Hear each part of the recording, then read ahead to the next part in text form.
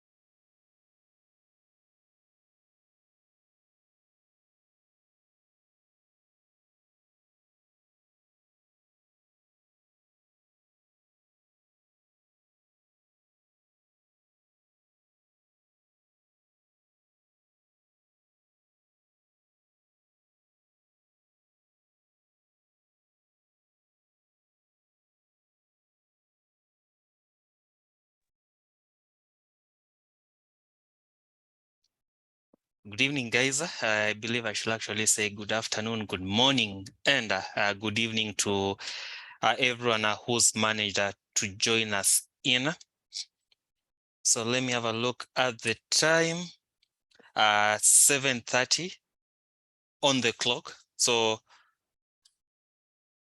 just having a look, I see a lot of guys have started to join in. I'm waiting for our panelists to join. I see John Walu, as I think is commonly known, has managed to join. I also see Ashish has managed to join. So I believe we are only waiting for one panelist, and we should be able to start. As that is happening, I will be admitting guys who are still in the lobby. In the meantime, I will request our panelists, those who have already joined the session, to kindly enable their videos to allow our participants and listeners and members of the association to also be able to put faces to names, if that's okay with everyone. So the only guy I see we are missing is George. So I'll kindly request to give him a minute or so. I'll also, I know the team is also trying to reach out to him for him to join. Then we should be able to start.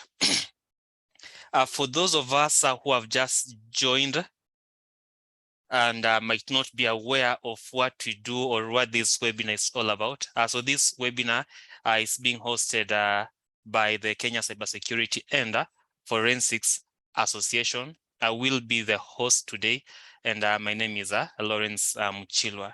In a short while, once all the panelists are in, we should be able to start. So kindly bear with us for a minute or so for just us to confirm everyone is on board. Then we should be able to start.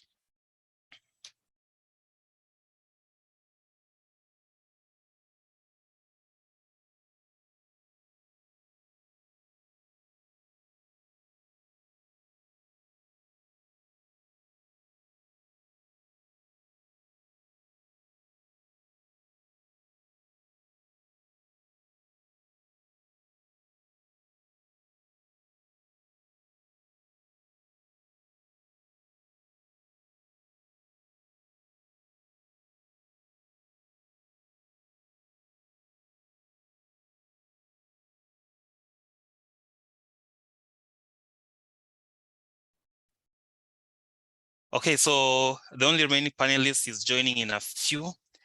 So I've already introduced the association. I won't want us to spend too much time on this.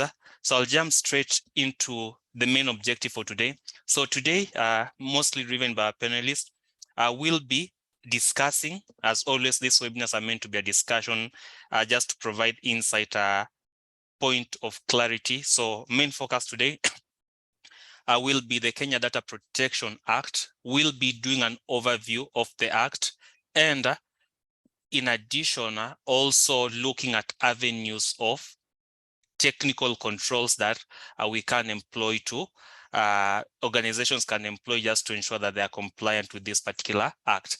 To help us with this, we have, I believe, 4 panelists, and I would like them to introduce themselves.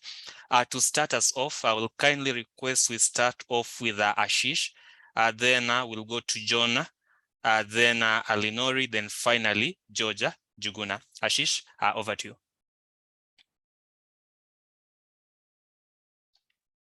I'm sorry, I think I was muted. Can everyone hear me? Yes, we should be able to hear you now. Thank you for that, Lawrence. It's nice to meet everyone. It's good to see everyone here and present very early. My name is Ashish Gajar. I am the head of managed security services at SilentSec. As a background in cybersecurity, I'm a cyber defender and a blue teamer. I have a vast experience, about 9 years of experience in the defense side of things.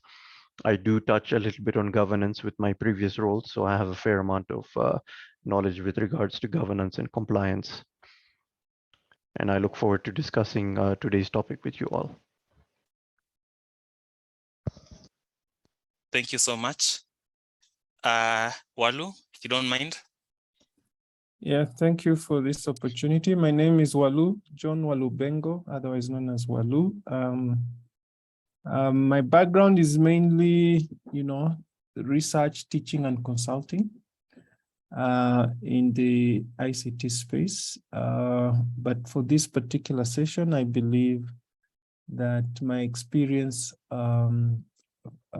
gained from having sat on the data protection task force that put together the current act, which we shall discuss.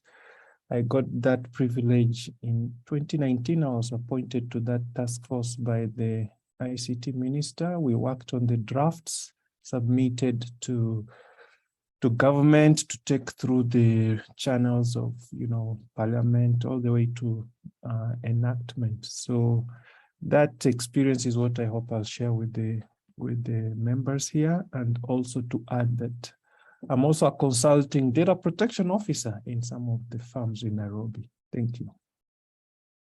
Thank you so much, Walu. Always a pleasure to have you in this in these webinars. Alinori, over to you. Thank you very much, Bana Lawrence. I hope it's a good evening to each and everyone. My apologies that I won't be able to put on my video for the reasons that I had sought your excuse. My name is Alinor Kwena. I'm a career legal practitioner. I specialize, or rather have interests in law, criminal investigations, the forensic part of it, and intelligence management, the production and analysis part of it. I look forward to exchanging my experience notes mostly from the legal perspective in regards to our today's conversation on Data Protection Act. Thank you very much. Thank you so much, Alnori. Then lastly, we have George Juguna. If George, you could put on your video. Yeah, sure, thank you. Sure. Thank you, Lawrence and KCSFA for this opportunity to be part of the panelist. So my name is George Njuguna. I'm a security consultant with Silensec. I have a background in cybersecurity and data protection, which will be the subject of our discussion today. So I'm hoping and looking forward to learning and sharing the information. Thank you. Thank you so much, George, for that. So I will jump into it. For our participants, our audience, if you have any question, please feel free to put it on chat. For our panelists, I believe you're going to have around a give or take 45-50 minutes just to discuss and hopefully take notes. And we aim to be done with this latest at 8:30. So to start us off, first question, and this I'm going to direct it to Walu. When you talk of the Data Protection Act, why do you have the act? Why should ICT professionals, guys in compliance, be aware of it? What value is it meant to give us? And just share some brief overview of the bill and its value. Okay, thank you for that. It's a very, should I say, deep question, and I think it's the right question to ask. Why do we have this Data Protection Act? Because most of businesses look at it as a burden. But when you look at the philosophical foundation of this Privacy Act, you'll find it in the Constitution of Kenya 2010, and I'm happy the lawyer is in the house. I think Article 31 talks about the right to privacy. So we are guaranteed by our Constitution to privacy. And whereas that is sort of a naturally given expectation in the analog world, when it comes to the digital world, we tend to forget that the right to privacy still persists. If you think about the gadgets, even right now, I'm talking to you from a modem. The service provider who has put a modem in my house is coming across very personal data in terms of when I connected, how many people connected, which websites I visited, etc. Very personal and intimate details about me that without the Data Protection Act, they would have otherwise mismanaged or deliberately abused. So the Privacy Act is coming in to protect our personal freedoms, our right to privacy, even as the technology takes over a significant portion of our lives. Thank you. Oh, sorry, I could add, whereas the human right perspective is the correct sort of motivation for this act, it is obvious that the government for 10 years was not so convinced to enact the provision of this act. So there must have been another motivator, and that was economic. In 2017, I believe, Europe created a Privacy Act, or rather enhanced, because Europe has had privacy for 20 plus years, but in 2017, they enhanced the privacy provisions under something called GDPR, General Data Protection Regulations. And one clause in those regulations was the fact that European businesses would face stringent penalties if they traded, with enterprises in jurisdictions that don't have the act. So what that meant is that Kenya as a country stood to lose out in terms of business opportunities with European counterparts who would look at Kenya as a risky destination from a privacy perspective. And if they want to trade in Africa, they would do it with South Africa, Ghana, Senegal, Mauritius, Egypt, all the other countries that already have the privacy jurisdictions in place. So two motivations, human rights and economic. Thank you. Thank you. Also, maybe just to pick up on top of that. So if I've understood you correctly, as an end user, the bill is meant to safeguard my privacy, right? Absolutely. So I'm just wondering now, if I'm an organization now, if you are to treat me as a very layman person, if I'm an organization and I start hearing these bars of Data Protection Act, why should I be concerned without the act, about that particular act, and be keen on the conversation related to that act? Yeah, as an enterprise, you will be keen on that act because it empowers your customers. Your customers have what we call data rights accorded in the Kenyan Data Protection Act. For example, the right to consent is provided for in the Act. The right to be forgotten, the right to object to certain processes, the right to transparency.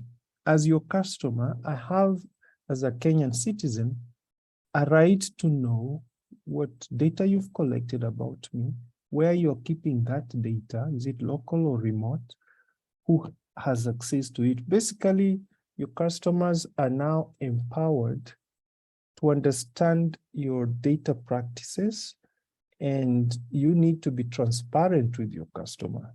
Gone are the days when you would collect personal information about me without my knowledge. So as a business, if you're doing that, then you're in violation of the act. And what you call customers who are aware of their data rights will take it up with the regulator and put you to task. Thank you. Thank you so much for that. So I think one of the key things I've picked up from here is that the customers can basically take the organization to task. And Yes. There's all these transparency aspect of especially the aspect of the right to be forgotten, the right to be forgotten, the right to consent. If you're collecting personal data about me, you need to procure or to facilitate me to say, yes, it's okay for you to do that. So that if the data commissioner auditors come to your organization and they find that you have maybe 1,000 customers, and these customers, you've collected very personal information about them, the next question the commissioner would ask, did the customers, legally called data subjects, consent to you collecting this data? And when did they consent? Where is the evidence?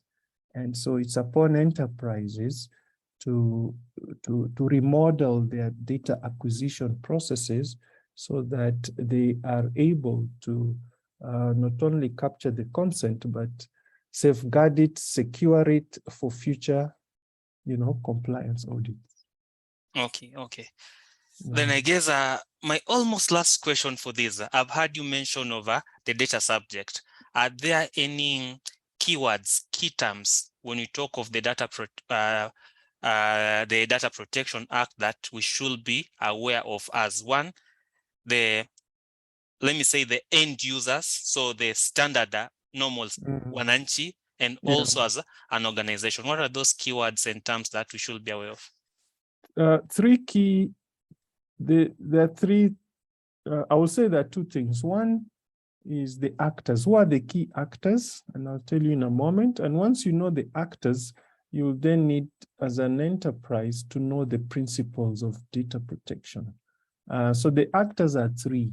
Number one, the legal term is data controller. So most enterprises are data controllers. It's the legal term describing the organization that decides which data to collect from us, personal data, for what reasons, how they will collect it, where they will keep it, etc. So they're data controllers. Data subjects, obviously, are the customers for that enterprise or that organization. The act cuts across public, private sector. So the data subject could be your customer, could be your patient, could be your student in a public university, could be, you know, subscriber to a telco, could be a customer to a bank. So these are the people that data controllers collect personal information about. Then the other key actor, which sometimes is confusing, is known as the data processor. The data processor is sort of in between the two, the data subject and the data controller, in that they are subcontracted to act on behalf of the data controller. The best example I give is the relationship between Safaricom and their M-Pesa agent. That M-Pesa agent in Kilifi that is, you know, recording my name, my ID number, the amount I've transacted, very personal information about me, but they are collecting it away from Nairobi headquarters for Safaricom. And they are subcontracted by Safaricom to do that. So they are processing my data on behalf of Safaricom. So those are known as data processors, and the Act expects that Safaricom and others with similar relationships have privacy contracts with those data processors to the extent that they adhere to the Data Protection Act. So those are the three key actors. In principles, we've mentioned some of them. There's the principle of transparency. You know, as an enterprise, you must be transparent about your data processing practices. There's the principle of data minimization, and for the techies, this means that the amount of data you collect about me needs to be carefully calibrated. You must justify why you're collecting personal data, and not more and not less. So the default approach of harvesting as much data as you want has to be sort of regulated. There's also the principle of storage limitation. Once you've collected my data, how long are you keeping it? Probably I was your customer 15 years ago. What am I doing on your database? So that's the principle of storage limitation. There's the principle of accountability. As an enterprise, you must be accountable to the regulator, the data commission, as it were. So, and I think she launched an online registration portal last week. So she expects anybody who is collecting personal data to register with the data commission and get their registration certificates. If you're processing personal data without that, you are in violation. So those are the key things to remember around data privacy. Walu, thank you so much for that brief and detailed overview. So I'll jump to Alnori. So for Alnori, from a legal perspective, so I think one of the things Walu has mentioned is that the Office of the Data Protection basically launched a portal, I believe, a few weeks ago for data controllers, I believe mainly data controllers, to register. So Yeah. from a legal point of view, and this is specifically for Alinori, but Walu and any of the panelists can easily jump in. What happens, what is the legal repercussions if, as a data controller, I don't register? Then the second question is, now probably both to Alu and Alnori, what happens if I was a client, for example, to company XYZ 4 years ago, when the Data Protection Act was not there, which means there are a lot of things maybe I didn't consent to in line with the current regulation. How is that area? How do you handle that from the Act point of view and also from a legal point of view? Yeah, sure. Maybe Alnori Thank can you. start with you. Yeah, sure. Thanks a lot. Before I respond to the two very brief questions, if you can allow me to just add on again from the legal perspective on the on the overview of this act. Now, the immediate presenter has talked about Article 31. Very correct. Precisely under Article 31 C and D, the Act gives citizens the rights to privacy.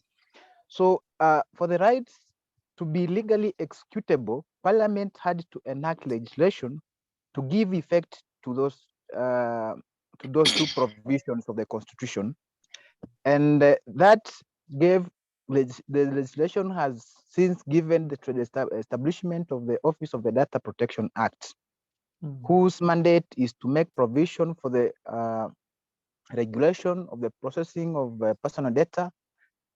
When you talk about personal data, it is also important to, I was in a forum somewhere and somebody asked me what is personal data. Personal data includes my name, my email address, my bank account details.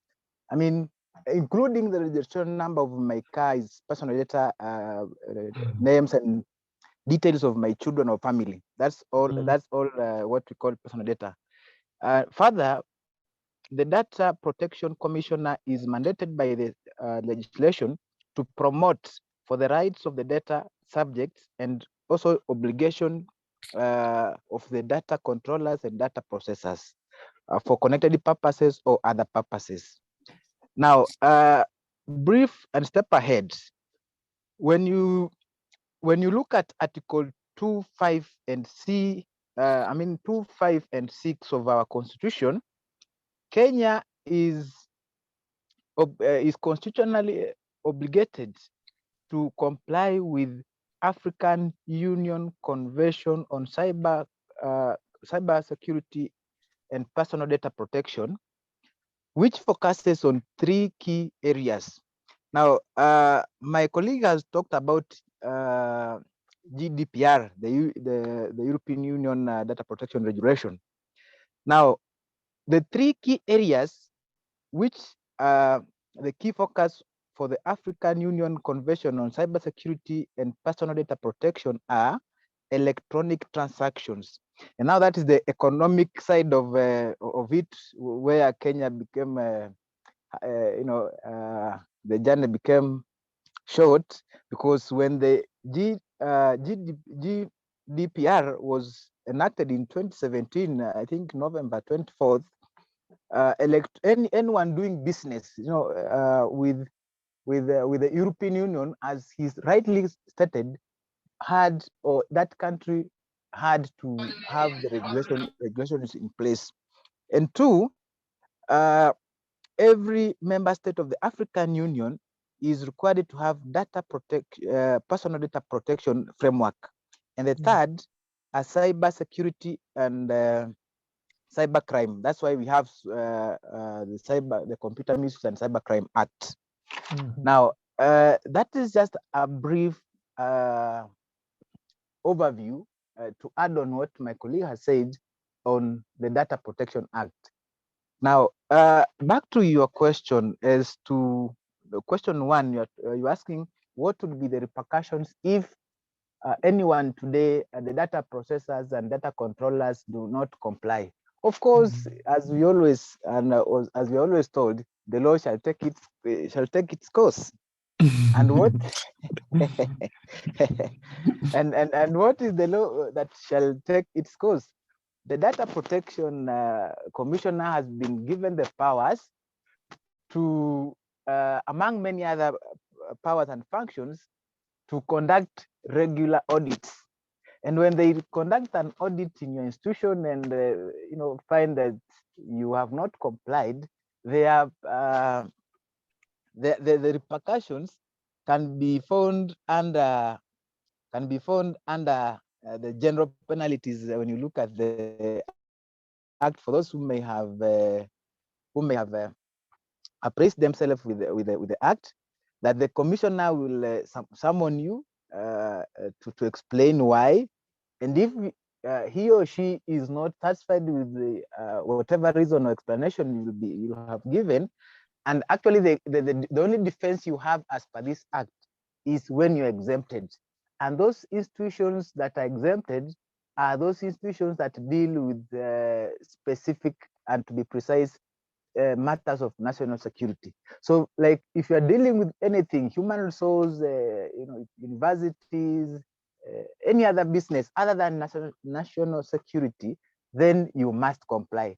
So, if you don't comply, one, you might not be, you will not be registered, and if you are registered, your certificate might be, of course, will be cancelled, and also there are financial penalties that may be imposed, that you must pay up to this amount if you don't comply with the figures. Now, I'm hesitant to quote that because already, as we speak, it's a matter that has already been challenged. Some of you might be aware that we have the first case of a gentleman who was a former employee of Allen and Wamai. It was also trending on Twitter that Wamai sued the former employee for sharing, rather disclosing customer or client data without disclosure. So far, the orders that have been issued seems suggestively, or rather strongly suggest that in terms of penalties and the repercussions, the Data Protection Act seems not to be compliant with the Constitution, because remember, again, under Article 2 of the Constitution of Kenya says that all laws, including customary laws, bylaws, acts, must be compliant with the Constitution, and any that is not compliant is null and void to the extent that to which it can be defined as inconsistent. And actually, again, when you look at Section 9 under the powers, where we talk of summoning, witnesses, as I've said, some of the repercussions, although it has not been decided by the court, and I'm not a court of law to decide, but from the legal point of view, I am confident, and I'll even bet that that is going to be rendered unconstitutional. Why? Because recently there's a precedence already, there is a legal jurisprudence that only few, actually to be precise, 4 constitutional independent commissions have the powers to summon witnesses. That was decided in the case of Sabina Chege versus the IBC, when the IBC had summoned Sabina to before it is sort of committee, and she went to court, and the court decided that there are only 4 independent commissions or commissions and all institutions that can or have constitutional powers to summon any witness. So I already DPC cannot summon me. That is in regards to repercussions. And please don't feel proud about that. Now, the other question is that you asked what happens. Maybe if you could come again, but I am trying to remember. You said what happens if what happens? If I remember, he was asking Yes. the organizations have already collected personal data. Oh, yes. Before the act came into effect. So Sure. what happens to that historical data, or what should organizations do to comply, given that they have perhaps collected data without consent previously? The answer is very short and very precise. The law is not applied retrogressively. Anything that was not an offense or was, anything that was not in any written law as an offense prior to the enaction of this legislation remains as that. So if today you realize that the requirement of the Data Protection Commissioner is that you must say, I'm just giving an example, that the data processor must be a graduate with a degree in law or IT. You know, I mean, if that was specified, then the data that was collected by any other person, an accountant, human resource, there is no problem with that. What that institution, what the data controller needs to do is now subsequently hire another person to align with the requirements of the Data Protection Act. But there is no effect if you killed someone yesterday when yesterday killing was not an offense. Illegal. Yes. So Okay. that stands the guidance. Okay, Maybe just if moderator could allow me to ask the legal mind about, then can that data controller continue processing without consent, given that the processing is current, whereas the collection may have been yesterday? How do you reconcile that? Yes, yesterday I collected data without consent. So yes. From the legal perspective, that's fine. But how about today when I'm processing that data in the current, legal regime that would have otherwise not allowed me to process data that has no consent? So it looks like a challenge. Yeah. It seems to be a vacuum, and of course, any law that comes, as a new set of governance or legislation will always have its fair share of teething problems. Yes. But I want to borrow from other jurisprudences that have been set. I'll use, for example, when you look at other laws like the terrorism provisions, yeah, when before then, the police officers were given, you just had to take, you could just take a photo. Maybe some of you used to see cameramen, the ordinary cameraman. Most of them used to have their studios around the police station. That when there's a scene, they could just call the cameraman, they proceed to the scene, go with them. Go with them, take. Now, when the new laws came in, they said no. Those are just images. They are not, evidence. They are not. They do not meet the legal threshold. Yeah, of what would be admissible, because even that cameraman cannot come and testify. Some of them only know the name of the camera that they used. But you see, when you are testifying to that extent, you need to give specifications of the camera that you used, which the cameraman ordinarily, or most of them, would not even be aware. So that was put aside. And what was, there are so many photos that had been taken and cases were ongoing. And then they introduced the scenes of crime, forensic scenes of crime department under the DCI, whose mandate actually, they used to, then I was in the DCI, they used to call us wale maskarwa picha. Because scenes of crime, ours was, at that time, was just to go take scenes of crime photography and videography. Now, what happened to those photos that had been taken with the ordinary cameraman prior? The law gives the magistrate, if it's a lower court, the magistrate to say what happened. The question is, what happened if I disregard this evidence? And or what happens if I admit it would it serve the same purpose as would be if the person had used the current law to acquire it? If the answer to the magistrate or the judge is that even if I was to use the old method, I will still get and serve the same purpose, then it will be admissible. It will be applied. So if you had collected the data yesterday outside the regulations or without my consent, for example, if you collected data at a security check at the airport, you didn't tell me why you were collecting and I didn't agree, and now they are saying I must agree. If today I went to the airport, the new requirement is that I must consent. And also I must be told why is my, why are you asking collected? Will it serve the same purpose as it was serving yesterday? If the answer is yes, then you can continue processing your data. Okay. Thank you. Understood. Thanks. Thank you so much, Alinori, for that. I'll still circle back, but I would like to now jump to first Georgia, then Ashish.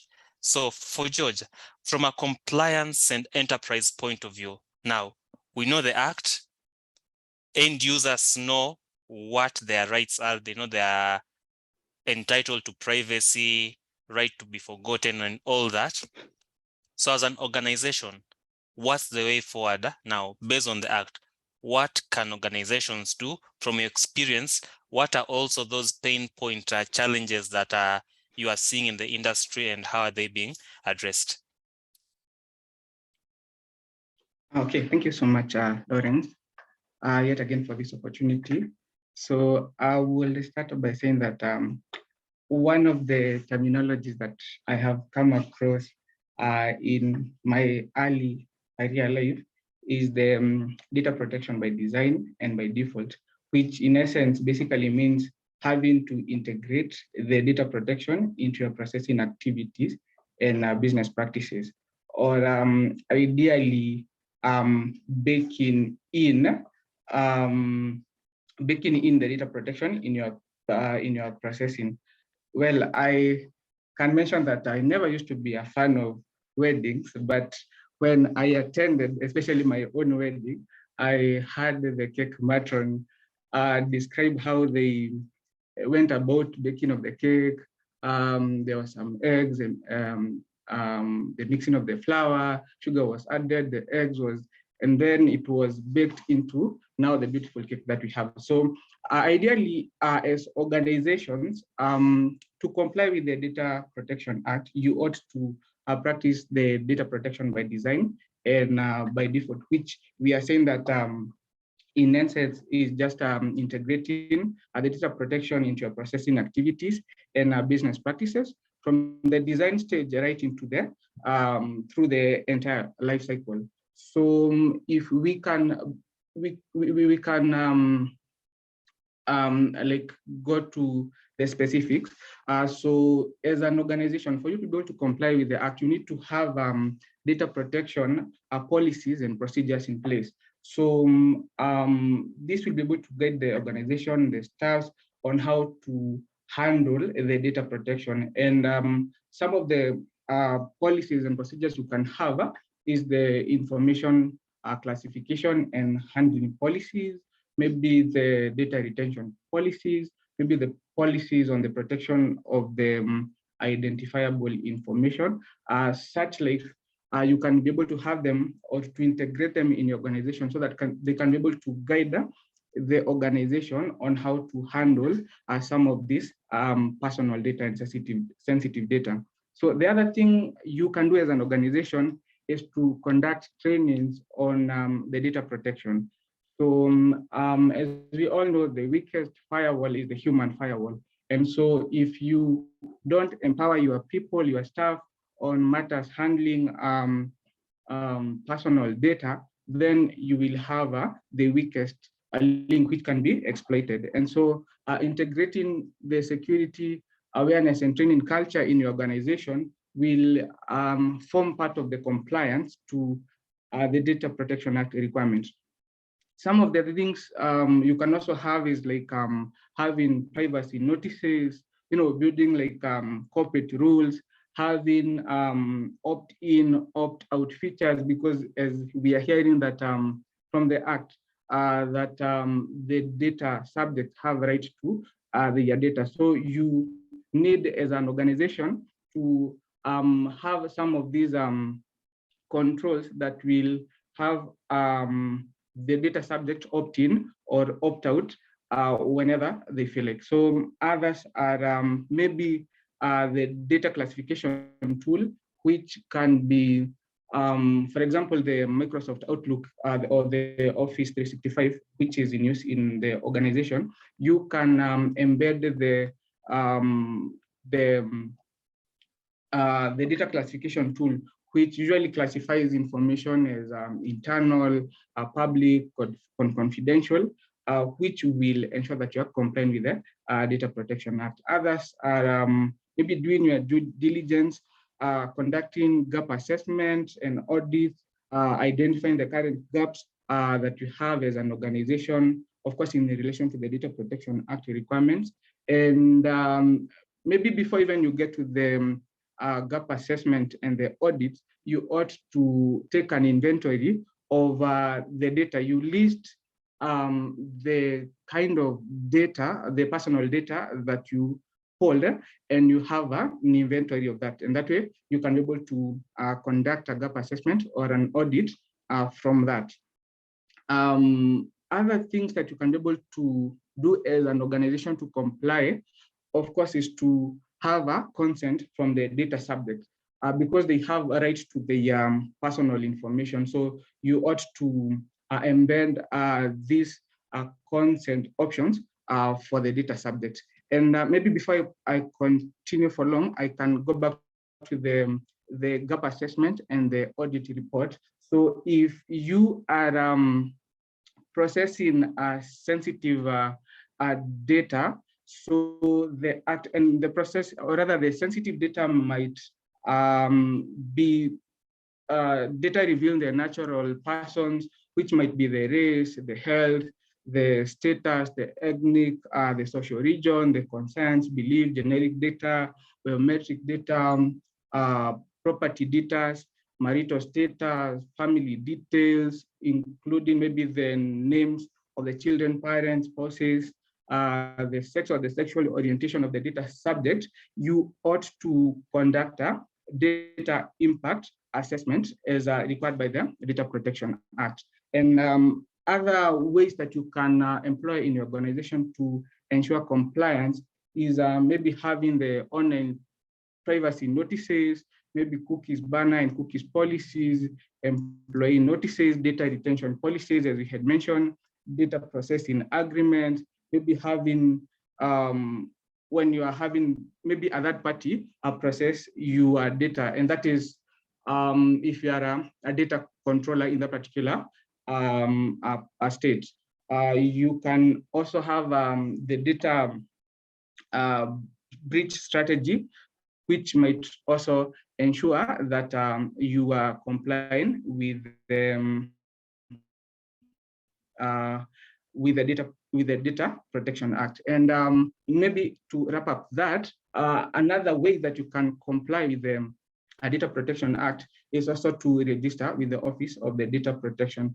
As Walu and Alinori had mentioned earlier on, and as we are aware that the Office of the Data Protection Commission made live the registration portal a few weeks ago. So as an organization, once you take the inventory of your data, you are able to identify whether you are a data processor, a data controller, or both. And as such, you are supposed to register with the Office of the Data Protection Commission.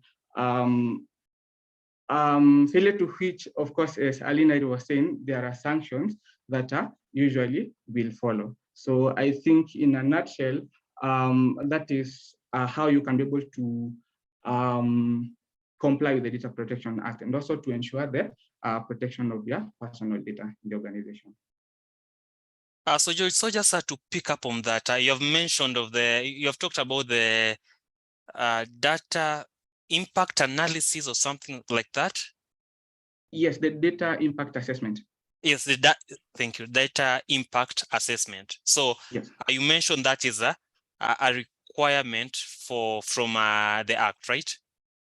Yes, sure. So this one usually applies if you are processing sensitive information, which we were describing, like race, sexual orientation, the family details. If you're processing the personal information, so the Act requires for you to conduct the data impact assessment. So apart from the data impact assessment, do we have any similar, I'll say, obligations, to use the term obligations, or requirement that as data controllers, we are meant to be proactively doing? Yeah, so other than the data impact assessment for those organizations processing the sensitive data, so the rest is the gap assessment and the usual audits that you normally conduct on the kind of data that you're processing.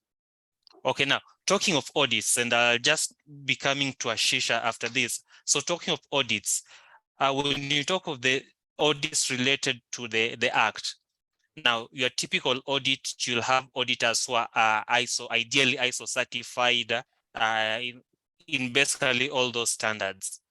Now for the Act, do we have, so I think the term here is who can audit you, and whoever is auditing you, do they require to be certified or accredited by the Act, or anyone who has read the Act and can prove they are knowledgeable can come and audit you?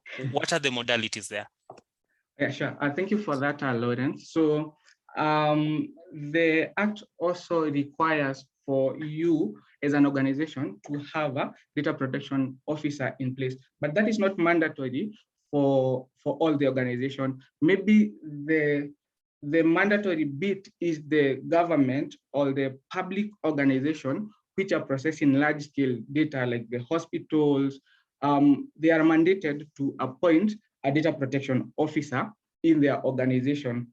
So basically the role of the data protection officer in an organization, which can be in-house or maybe outsourced. So typically their role will be to advise the organization and the staff on what to do, when to do, and what not to do. And that includes the audit and the impact assessment.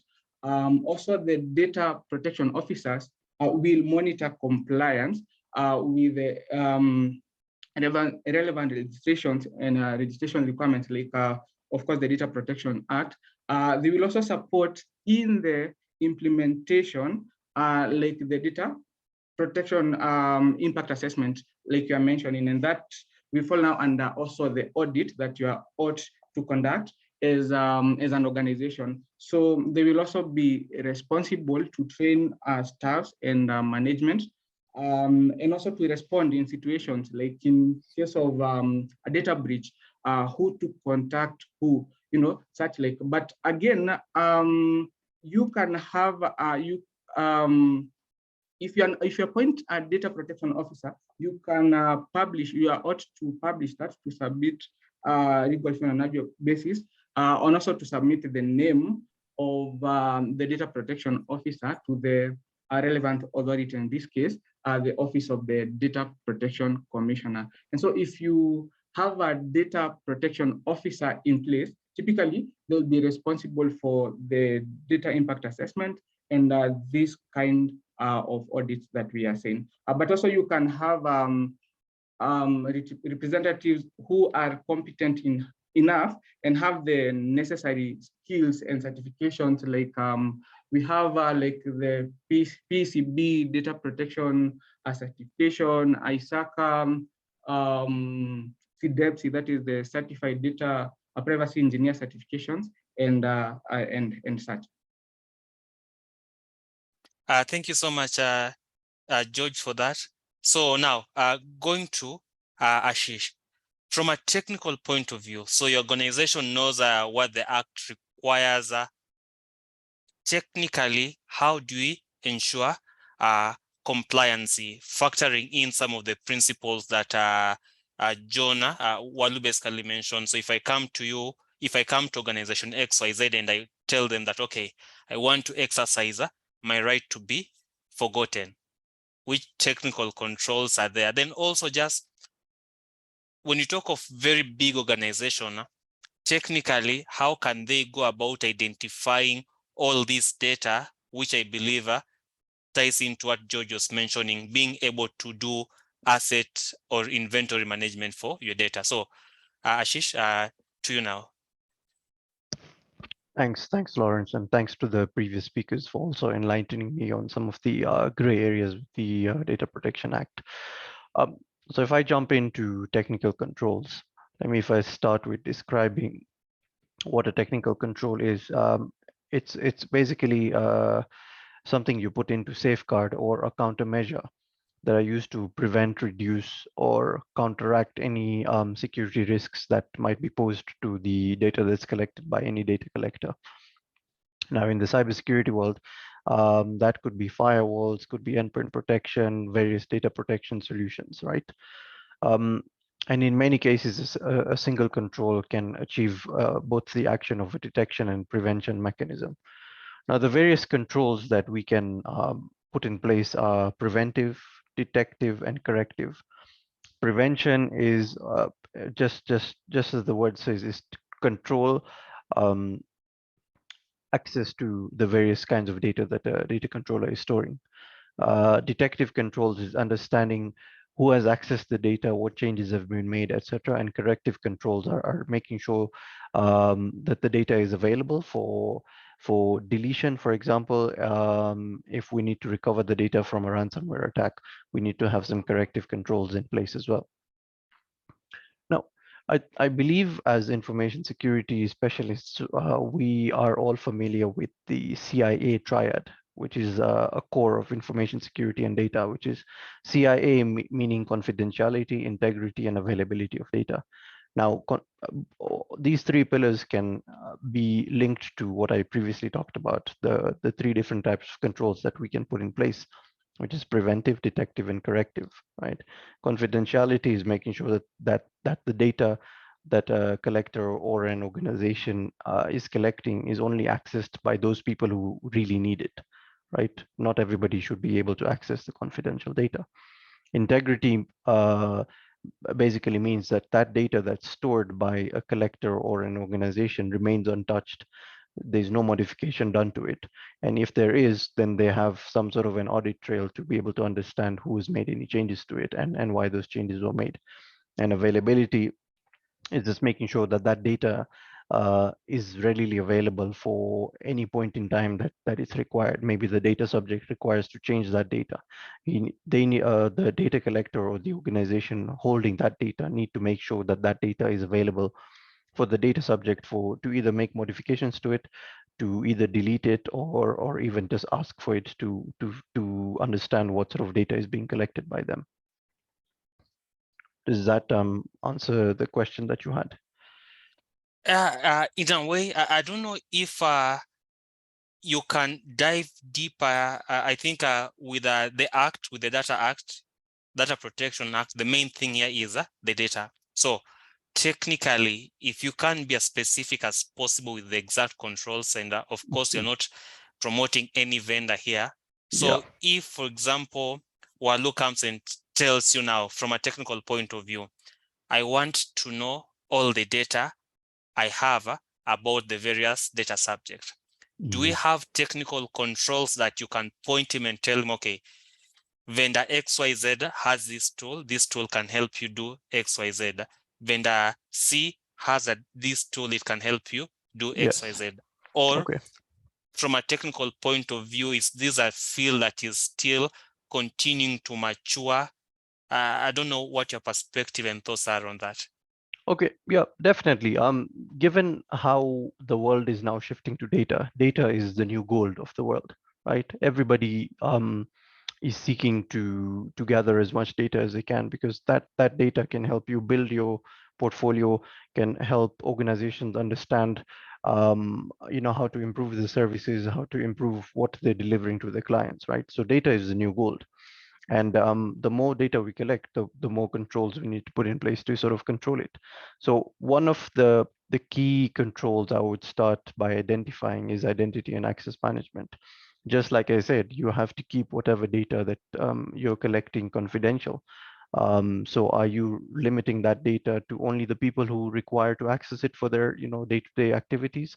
We need to have proper identity management and access management controls in place to help limit how much of that personal data that we're storing is being able to, or rather is being accessed by whoever needs to access it, right? So we have to create that separation of duties, and provide them the least privilege possible for each and every employee for a data collector to conduct their role effectively, right? The next thing I would say is we need to put in place what we call data loss prevention solutions. These controls allow you to identify where your data is stored. It allows you to be able to monitor classified data. It can perform data classification on the move for data in rest, data in transit, and data that's being used. Because for any incident that occurs, say an email is sent out with some financial information, could be a credit card, your DLP solution will be able to tell you when the email was sent out, what data was contained in it, who sent it out, who it was sent to. So these kind of controls are imperative to try and understand where the personal data or the confidential data is being used or being stored. Next, I would come to a term that is quite famous when the Data Protection Act came out. It's a very interesting word as well. It's called pseudonymization. It's quite a difficult word to spell and even more difficult to pronounce correctly. But what does pseudonymization mean?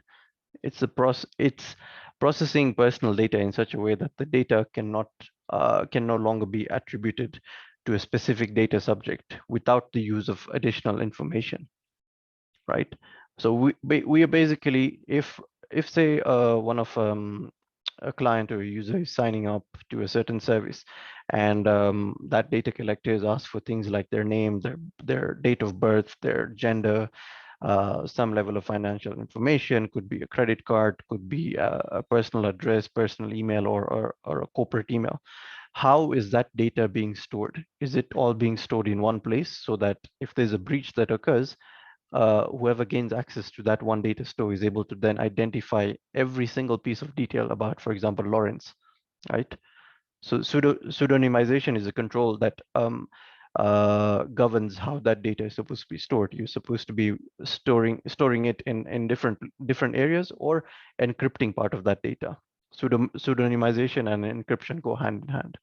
So that's one of the bigger, more imperative controls that the DPA enforces, that we have to apply some level of encryption to either the data that we're storing, or if there's any data that needs to be transmitted, that data also needs to be transmitted via an encrypted channel, and also in a way that it cannot easily be identifiable or related back to a data subject.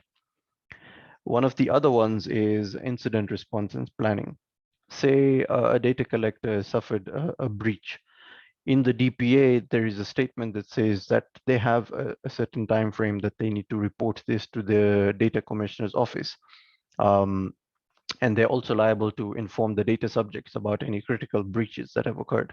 Now, if an organization does not have a proper incident response plan, they don't have the correct steps required in order to detect a breach that's occurred.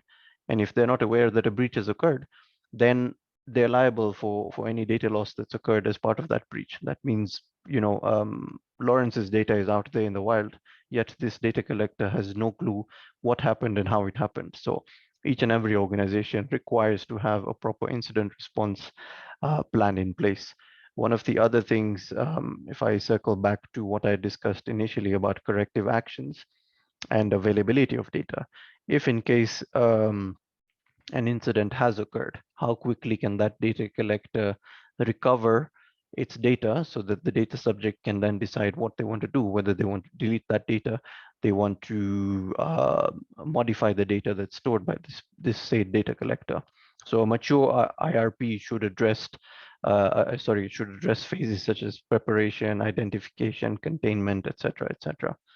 And last but not least, George covered quite a bit on this. It's policy management. Policies are the teeth, the hammer.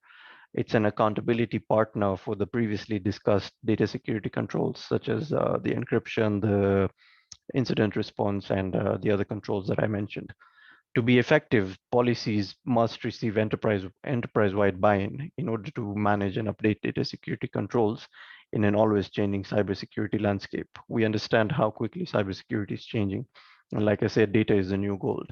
Now, if whatever policies we've put in place are not being adopted by the enterprise or the organization as a whole, we are not going to be able to achieve the goal set out by the DPA. Ashish, thank you so much for that. I hope I'm not cutting you short. No. Okay, so I'm well aware that we are almost about to wrap this up. I would really like us to wrap this in the next 8 minutes or 10. So last question before we take in question from our listeners is, we mentioned over a data breach. So first part of this question, I'd like it to direct to George and Walu. So assuming that a data breach has happened in my organization, what should I be able to do? What's the way forward? Then for Alnori, what happens if a data breach has happened and the subject is not made aware, the data subject is not made aware?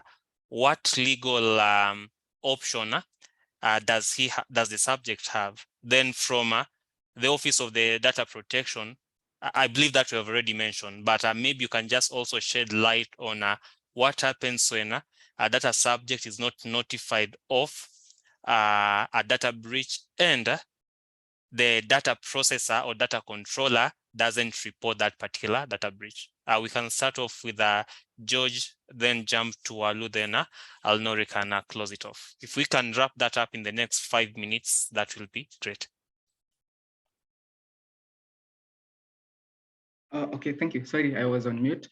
So thank you so much, Lawrence, for that. So when in case a data breach happens, so this one we will go back now to the role of the data protection officer, which we were saying is to advise the staff on what to do and when to do it, and what not to do, and also to respond in situations like the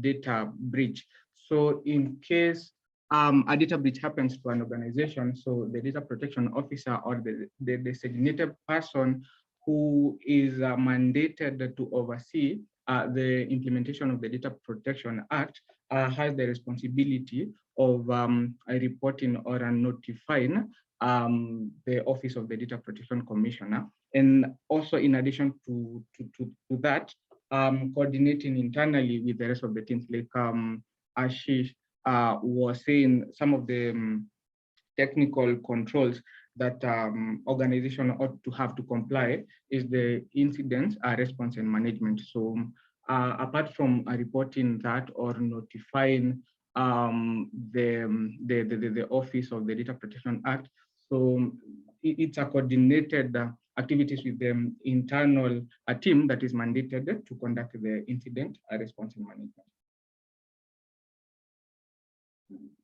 Yeah, maybe I could just add on what George has said. Once a breach occurs, and specifically a breach that is personal in nature, you know, IT, we tend to have all manner of breaches, but the data commissioner is only interested in breaches that expose the personal data, you know, my name, my ID, my telephone number, my biometrics, etc.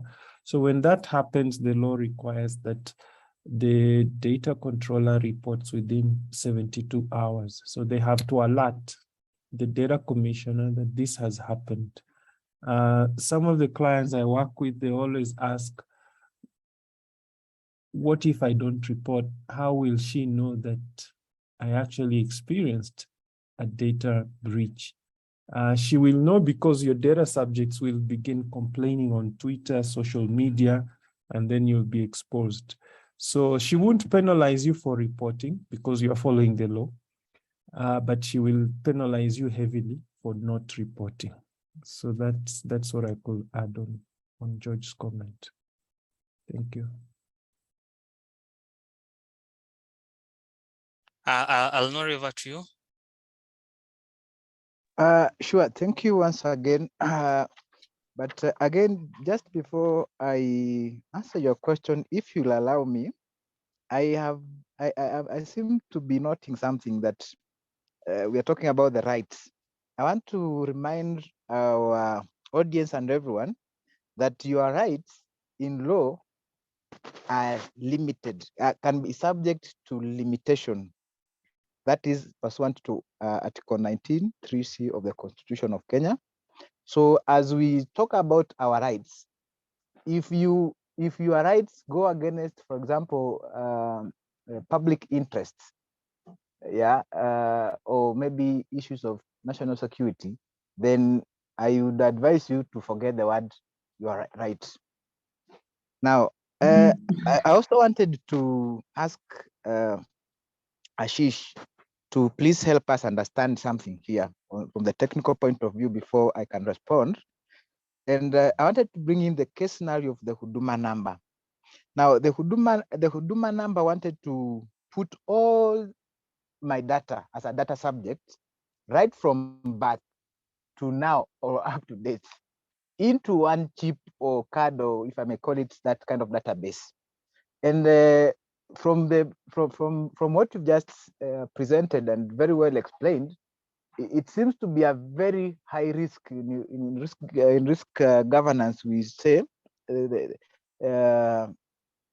classification of risk. There's I'm forgetting, but that poses a very high risk. Now, from your presentation, it seems that if the data is all my data is from birth to date, is put into one database or one source, single source, and this data is Hacked. What do you call it? Hacked. Thank you very much. Is hacked, and assuming now it is that Huduma thing that is hacked. Don't you think it would bring a serious standstill in the country? And if that be the case, now narrow it down and advise a small, now advise KSFA on why, or the risks that we are facing if we have all the data in one single source from the technical point of view. I'll appreciate before I answer the question I've been asked. No problem. Thank you. Thank you, Alinori. Yes, so as you've rightly said, first of all, having all of that sensitive information all stored in one location is a big risk on its own already. The other point to note is I believe that whoever is running the Huduma number project has not advised what sort of controls they have in place in order to safeguard the data that they've collected so far on the citizens of Kenya. Yes, they have stated that they will issue us almost a new identification card, which has a chip which contains all this data.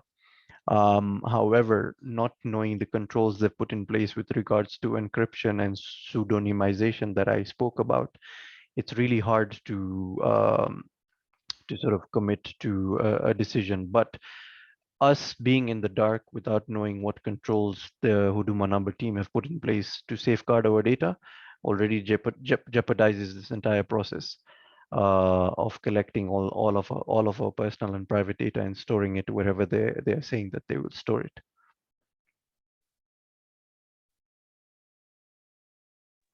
Thank you very much. Now, to answer the question that have been asked, what happens if the data subject not say that their data has been breached and the data controller or data processor has not reported? Of course, the obvious and a very short answer is sue them. Sue the data protector, the data controller and the data processor pursuant to Article 31, Sub-Article C and D of the Constitution of Kenya 2010, as may be read with Section 29 of the Data Protection Act 2019. Your rights to the right to have your family and private affairs, your sensitive data protected is guaranteed. It is just being put on paper, but as I think it was Mr. George who said it's ought to be a right by you are right from the layman's perspective, a right that you have naturally, you know, without human any right. legislation. It's a human right.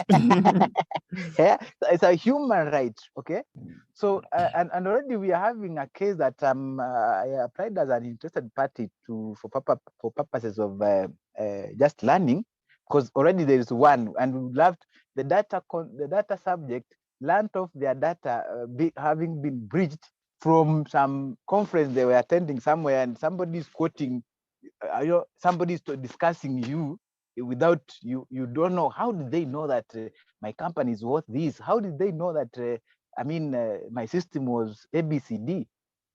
Only to find out later that their data was exposed without their knowledge. It's been used either for good or bad reasons. So, but I'm also not sure whether it will be successful, but we will have a legal interpretation. It will not be successful because this is something that happened earlier before the enactment of the act. We are talking of time, but if time will not allow us, I want to request everyone to look at something called there's something we call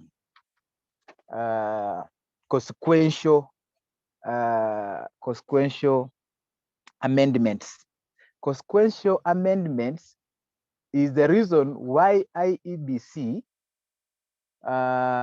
recently, when the case from who's this Kagame, I think if I'm not wrong, Ruben Kagame, won the case against IEBC because IEBC, among other institutions, by the introduction or establishment of the Data Protection Act, there are other amendments or rather other laws that were affected. For example, the IEBC, the Kenya universities, the cybercrime, the National Registration Bureau, they are called consequential. By this coming into force, there are things that those other regulations are likely to, also align. The way we are struggling the private sector is struggling to align. Those are the NEC is also supposed to align and know when they are collecting data for students registration, are they aligned? And if they are not, then if somebody goes to court the way Kagame went to court, they will win the case in their against that person who did not take keen interest on consequential amendments. Thank you very much, Bwana Lawrence. Thank you so much, Alinori, for that insightful and very specific explanation. Now, as we wrap this up, I think we only have one question so far.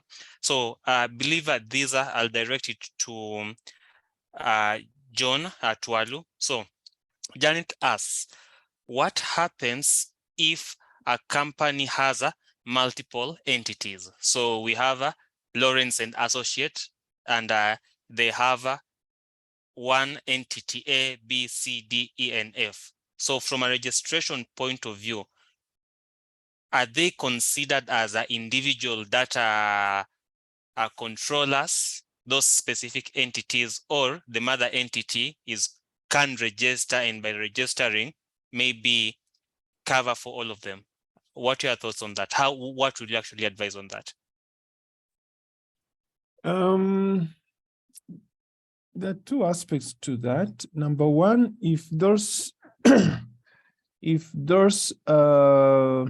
do you call them, those branches or those subsidiaries are legally registered separately, then the data commissioner will expect that those subsidiaries have their own registration number, and therefore they have to submit their registration applications in their individual legal capacity.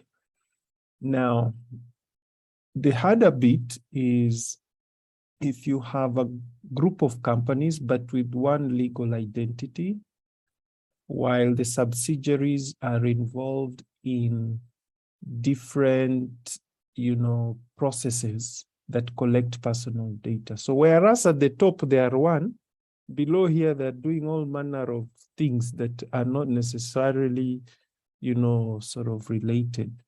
Then you find that the legal approach of just registering as at the top may not be conducive or may not be suitable, because during the registration process, the questions being asked are very specific to the extent that they may not be handled as a group. So I don't know what she's going to do, because the registration process seems to be tied on the registration certificate. And I've just explained that sometimes that single registration may not do justice in terms of explaining the activities that those individual subsidiaries are engaged in. Yeah, so those are my opinions on that question. Thank you. Thank you for that. Maybe just another question here is, I believe excuse me, Lawrence. Yes, Alnori. Yeah, sure. Before we jump onto that, precisely in law, we there's something called a legal person or legal entity. Now, irrespective of what you are doing down there, we are saying up there it's one thing, but down there there could be several. For as long as you identify yourself as a legal person processing or discharging the duties of a data controller, then you must comply individually because you are a legal person. May I remind you that anyone who is above 18, that is the majority age recognized in Kenya, takes their own individual liability. Only if whatever you are doing is expressly protected under if it's a service act or it's a service procedure. For example, when we say what a judge does in court in line of duty, that is protected, because without that role that they are discharging, they would not have sent you to jail. Otherwise, every legal person, every legal entity bears their own individual responsibility. That's why unaona askari wakifungwa hata wakiwa wanafanya kazi yao, because they have an individual responsibility as a legal person. Thank you. Okay. Just sorry, if you moderator can allow me to follow Yes, up on please. Kwena. Does it therefore mean if I'm a group of companies, maybe 4 subsidiaries, but I've registered only as one company at the top, these others don't have what you're referring to as a legal certificate number? Should they? Not a legal certificate number. Anyone like myself, I am a legal person. KSFA is a legal entity. I mean, that's what they please proceed with the question. Okay. Yeah. So I was saying, if you have a single legal identity or a legal entity, but your subsidiaries are 4 doing different things and therefore having different data sets and data processes, should you register 4 times or once, given that you are only identified in the eyes of law as one legal entity? I think that was the question from Lawrence.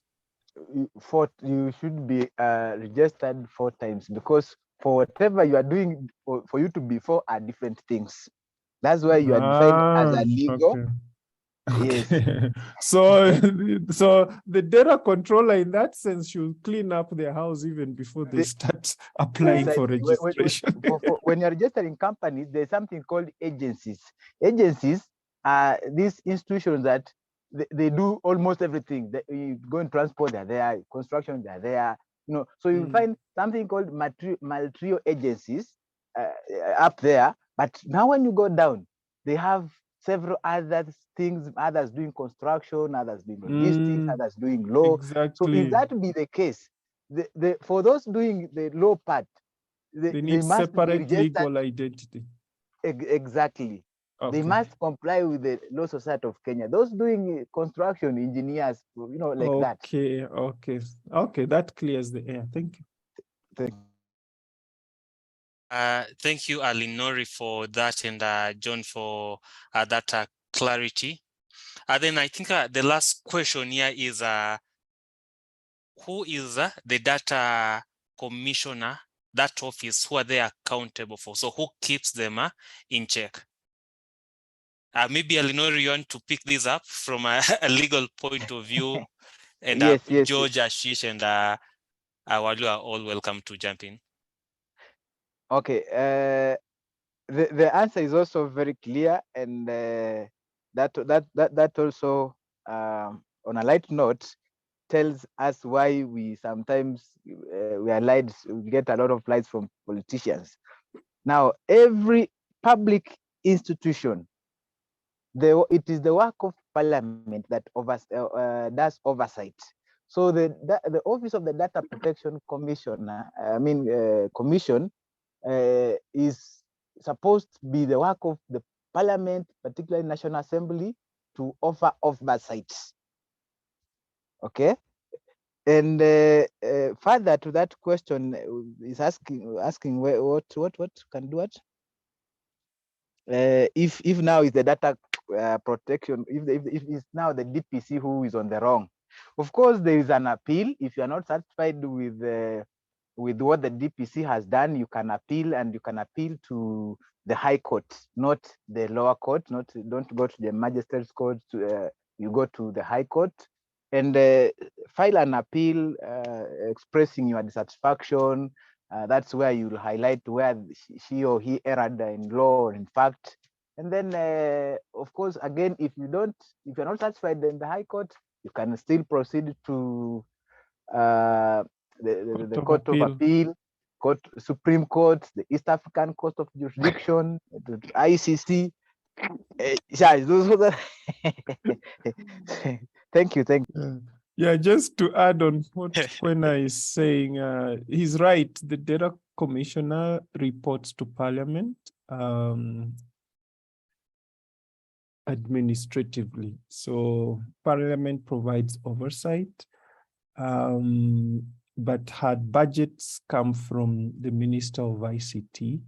So during the task force, we had challenges with that, because if the Minister of ICT is paying a salary, so to speak, because Parliament budgets for Data Commissioner are through Ministry of ICT, one could argue that her independence is to some extent diluted, in that if the Minister of ICT is the one in violation, her hands tend to be tied a bit in terms of sanctioning the same very minister that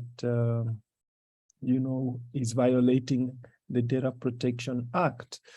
Ideally, the Office of the Data Commissioner should have been a commission in the same spirit that the constitutional commissions are, so that she enjoys both administrative as well as sort of financial independence. But this is a good position to begin with, so that going forward, any amendments that perhaps we feel are necessary could then be enacted. We felt it will take too long to change the constitution, yet data privacy is a burning thing. So let's start with something and improve on it as we go along. Thank you.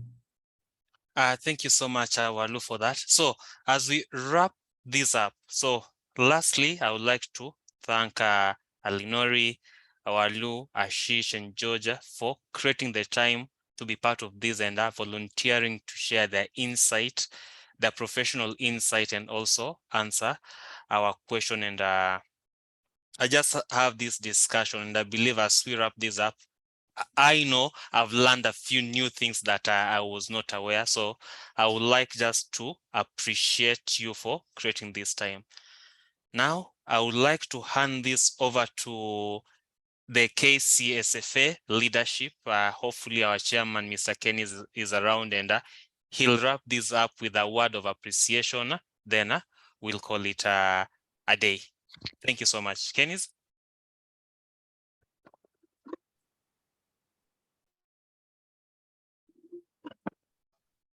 Yes, Lawrence. Yes, Chair. I hand this over to you now. I hand the reins to you. Thank you. Good evening, all who have attended.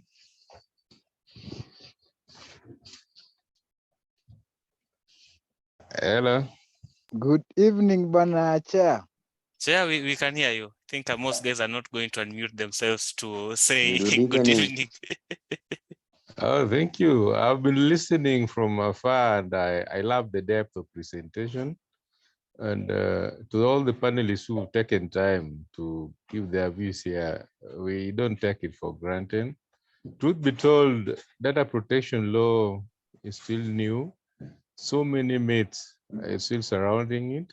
And as you know, I love what Walu Bengo said, that it's a good position to begin with. Not everything is perfect at the moment, but I think we are somewhere where we should be. And the more we have much of these discussions, I think we'll get somewhere. And something interesting you should take note of about this law, it has come out of good intentions. You know, whenever something comes out, and timing is also perfect, because let me come to what is also emotive right now. We are approaching general elections.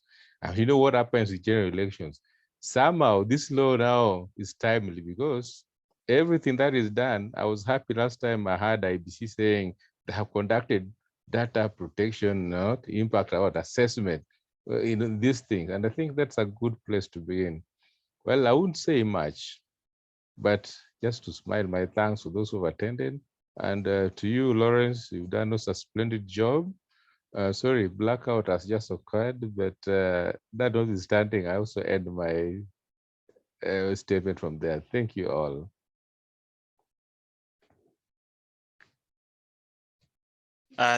Thank you so much, Keniza. I don't know if there's anyone else from leadership who wants to share some insight, maybe make any updates before we wrap this up. Okay, if there's nothing more, I want to wish everyone a very restful rest of the evening, rest of the night, morning, evening, afternoon, depending where you are joining from. And we hope to see you in the next webinar we have. Thank you so much, and bye for now. Thank you. Bye. Thank you and good night. Thank you. Bye-bye. Everyone.